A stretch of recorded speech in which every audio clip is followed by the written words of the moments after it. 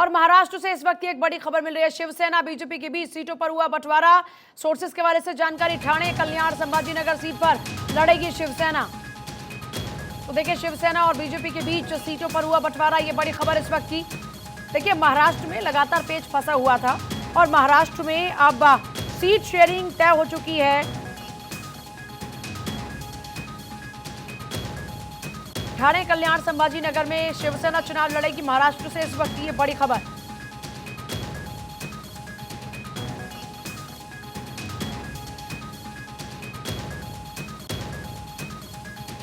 अभिषेक हमारे साथ जुड़े, मेरे सहयोगी। अभिषेक, ज्यादा जानकारी के लिए सीधे आप ही के पास आते हुए जरा बताइएगा, क्या सोर्सेस बता रहे हैं शिवसेना बीजेपी के बीच सीटों पर जो बात बनी है वो क्या है? हाँ बिल्कुल, देखिए कई दिनों से आप देखिए कि मुंबई में लगातार शिवसेना यानी शिंदे गुट का एकनाथ शिंदे और देवेंद्र फडणवीस के बीच में लगातार बातचीत चल रही थी।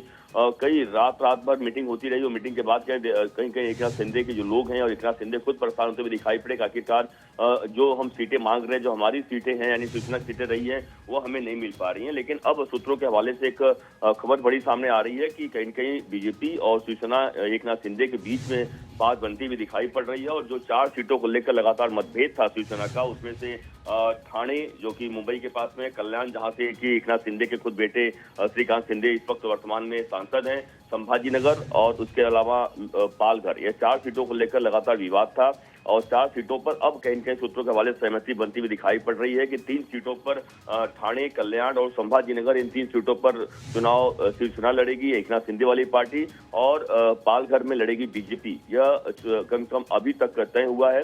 तो कह सकते हैं कि बड़ी राहत खुद एकनाथ शिंदे के लिए। और आपस में जो मीटिंग चल रही थी, एक नेताओं के बीच में जो कलह चल रहा था कि कहीं कहीं हमारी सुनी नहीं जा रही है, कहीं कहीं सुना गया है, और अब यह फैसला हो जाएगा। और कहीं कहीं उम्मीदवारों का भी चयन लगभग हो चुका है और उस बारे में भी जल्द से अनाउंसमेंट कर दिया जाएगा, क्योंकि सीटों को लेकर अब तक तय नहीं हो पा रहा था कि कौन किस जगह से चुनाव लड़ेगा, कौन पार्टी। लेकिन अब तय हो गया सूत्रों के हवाले से। तो हो सकता है कि 1-2 दिनों के अंदर जो सूत्र बता रहे हैं, इसका फैसला हो सकता है।